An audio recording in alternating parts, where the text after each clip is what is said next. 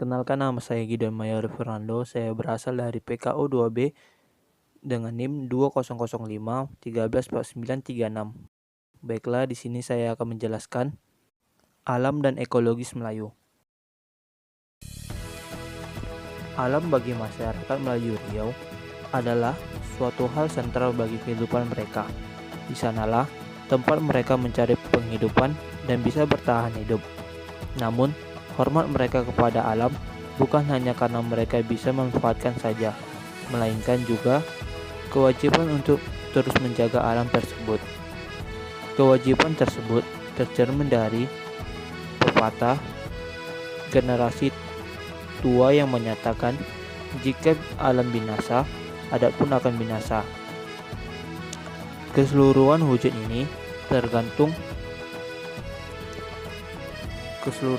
nilai tanggung jawab tersebut diistilahkan sebagai kearifan lokal.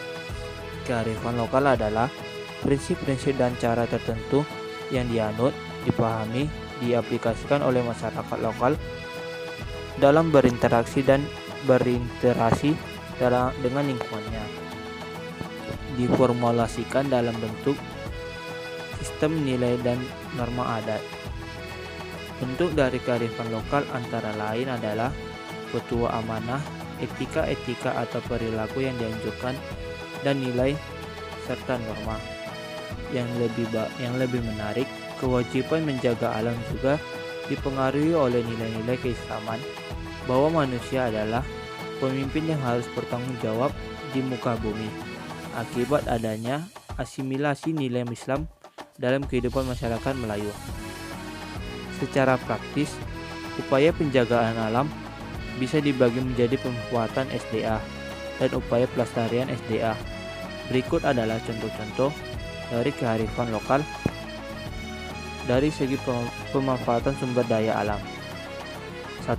Penggunaan endoteknologi atau alat-alat tradisional dalam menangkap ikan dan kerang di perairan Indragiri, Iri, Kuantan, dan Kampar.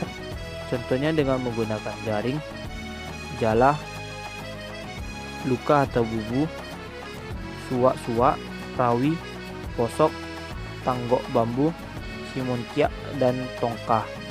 Yang kedua adalah tradisi-tradisi upacara adat sebagai wujud hormat kepada alam sebelum diambil dan dimanfaatkan oleh masyarakat.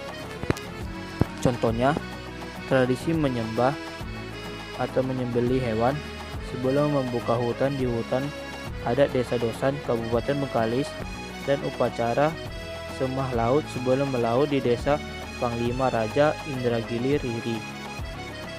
3. Restriktif pemanfaatan alam. 1. Meminta izin kepada kepala adat atau ninik mamak sebelum pergi ke hutan atau melaut. Ini adalah wujud dari kontrol sosial agar tidak terjadi eksploitasi terhadap alam. Yang kedua, menentukan kawasan boleh menebang bakau di Desa Panglima Raja. Ini sebagai kesadaran fungsi strategis bakau dalam mencegah abrasi pantai dan peran perlindungan di ekosistem pantai. Yang ketiga, menentukan musim tertentu untuk melaut di Desa Panglima Raja. Ini agar tidak terjadi eksploitasi pada sumber daya alam. Yang keempat, larangan menebang kayu di hutan dapat memperolehkan pemetikan buah yang tidak disertai pemotongan kayu di Rimbo, Larangan Jake, Kuantan Singingi. Yang kelima, denda jika memotong kayu untuk keperluan komersial berupa wajib memotong kambing, lembu, atau kerbau di Rimbo, Larangan Jake, Kuantan Singingi. Sementara itu, ini adalah contoh-contoh dari upaya pelestarian SDA atau konservasi SDA. 1. Larangan manfaatkan baik hutan maupun perairan dengan anggapan wilayah keramat.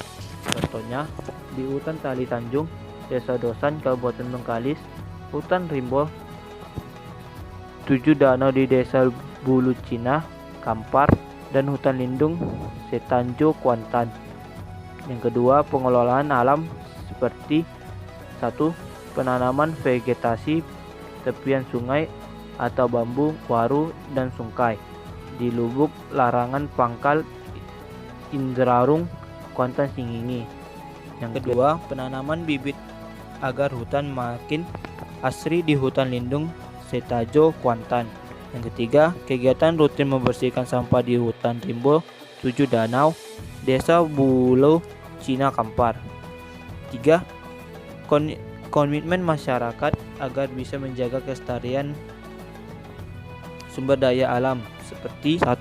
Larangan menangkap induk ikan kaloso atau arwana dan ikan-ikan kecil di lubuk larang pangkalan Indrarung, Kuantan. Yang kedua, tidak membuang sampah di perairan bagi masyarakat Desa Bulu Cina Kampar.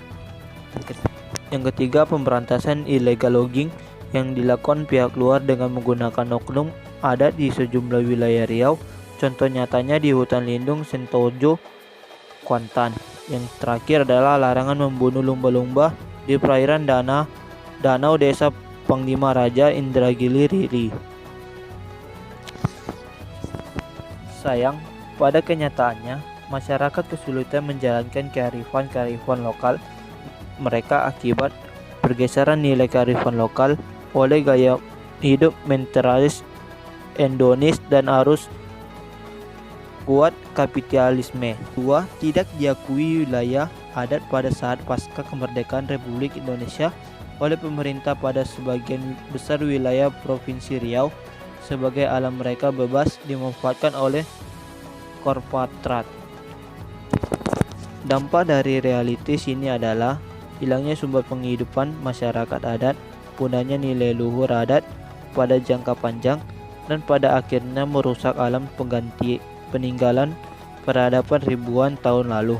Pada kenyataannya, iklim dunia yang makin hangat, ekstrem, dan susah diprediksi sudah menjadi indikasi bahwa alam sudah mulai protes dan semakin dengan ajalnya jika manusia terus bersikap tidak peduli.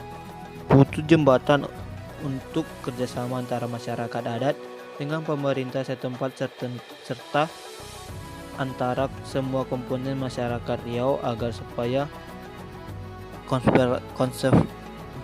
konservasi alam menjadi sebuah upaya bersama yang membutuhkan kepastian dan tindak nyata. Beberapa di antaranya upaya tersebut adalah 1.